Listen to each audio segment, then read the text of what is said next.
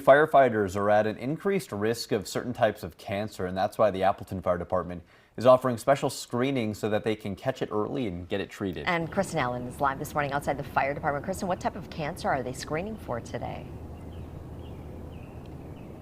Well, there are several types of cancer that are common among firefighters, and one of those is esophageal cancer. So that is a screening that is happening here today at the fire station. Any current member of the Appleton Fire Department or anyone who is retired can come here and get an esophageal cancer screening. Firefighters have more than a 60% increased risk of developing esophageal cancer. That's according to the Firefighter Cancer Support Network.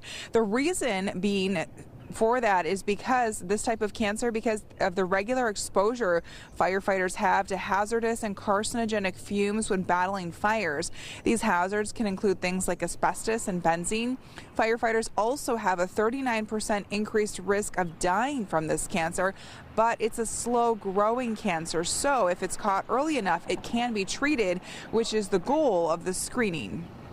So we want to close that gap of missing that window of where we detect it, because a lot of times patients aren't, it's not found that they have the disease until it's too late, because the symptoms don't come until much later on.